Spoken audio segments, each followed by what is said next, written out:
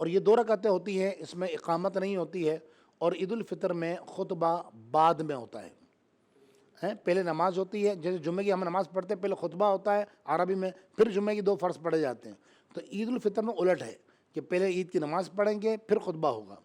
عید الفطر کے اندر عام طور پر لوگ غلطی کیا کرتے ہیں کہ وہ مطلب تکبیرات، چونکہ 6 زائد تکبیریں ہوتی ہیں اس میں، تو لوگوں کو کنفیوژن یہ ہوتی ہے کہ وہ ہاتھ اٹھائیں یا نہیں اٹھائیں یا کیا کریں. تو میں چند مسئلے عرض کرتا ہوں، پہلے نماز عید کا طریقہ سماعت کر لیں. سب سے پہلے آپ نے نیت کری، نیت کرتا ہوں میں عید الفطر 2 رکعات واجب پیچھے سے امام کے ساتھ 6 زائد تکبیروں کے، اور پیچھے سے امام کے اللہ اکبر. یہ اگر یہ الفاظ یاد نہ ہوں تو بس آپ یہ نیت کر لیں کہ میں عید کی نماز پڑھ رہا ہوں، اب جو امام کی نماز وہ میری نماز. ایک بات. پھر آپ نے پہلی تکبیر کہنی ہے اللہ اکبر، ہاتھ اٹھانے کر، اور ناف کے نیچے ہاتھ باندھ لینے ہیں اور ثنا پڑھنی ہے. اس کے بعد مسلسل 2 تکبیریں کہنی ہیں اور ہاتھ چھوڑ دینے ہیں. پھر آپ نے چوتھی تکبیر کہنی ہے اور ہاتھ باندھ لینے ہیں. ٹھیک ہے، یہ پہلی رکعت ہو گئی. اب امام تلاوت کریں گے اور اس کے بعد سورہ ملائیں گے اور پوری رکعت مکمل ہوگی اور دوسری رکعت کے لیے کھڑے ہوں گے. اب امام صاحب قرات کریں گے دوسری رکعت میں. دوسری رکعت کے بعد مسلسل 3 تکبیریں ہوں گی، مسلسل 3 تکبیریں، اور اس میں ہاتھ چھوڑنے ہیں. چوتھی تکبیر کے اندر امام صاحب رکوع میں جائیں گے، آپ بھی رکوع میں چلے جائیں.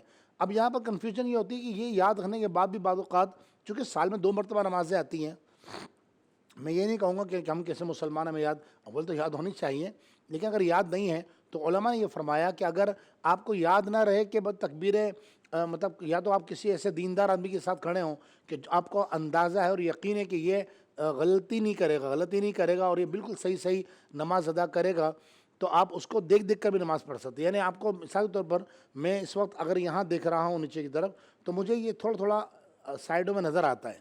عام طور پہ اس سے دیکھیے گا، جب آپ نماز پڑھ رہے ہیں تو آپ کو جو برابر والا آپ کا ہوگا اس کی حرکات و سکنات آپ کو نظر آئیں گی.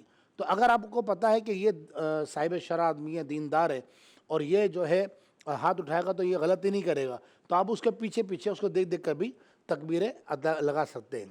اور دوسری بات یہ کہ جب نماز عید الفطر ادا کر لیں تو پھر اچھا، صدقہ فطر کے حوالے سے میں نے چند باتیں پچھلے دنوں باہر شریعت کے پروگرام میں عرض کیا تھا کہ صدقہ فطر اگر آپ نے عید، یا میں تو اکثر کہا کرتا ہوں، بلکہ میرا بھی طریقہ یہ ہے کہ ہم صدقہ فطر رمضان میں دے دیتے ہیں، کیونکہ رمضان میں تو ایک نفل کا ثواب فرض کے برابر کر دیا جاتا ہے. تو یہ تو واجب ہے اللہ کی طرف سے، اور روزوں کی کمی کوتاہیاں رہ گئی ہوں تو اللہ تعالیٰ اس کے صدقے معاف کر دیتا ہے.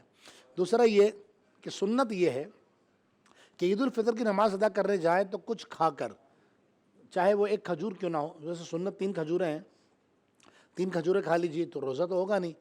اسی طرح پانی پی لیجئے، اور اچھی طرح یہ تیاری کر کے آپ نماز کے لیے جائیے. جب فرض نماز پڑھا دیں امام صاحب تو خطبہ سنیے، اور پھر جو ہے آخر میں اللہ کے حضور دعا کریں، مسلمانوں میں خوشیاں بانٹیں.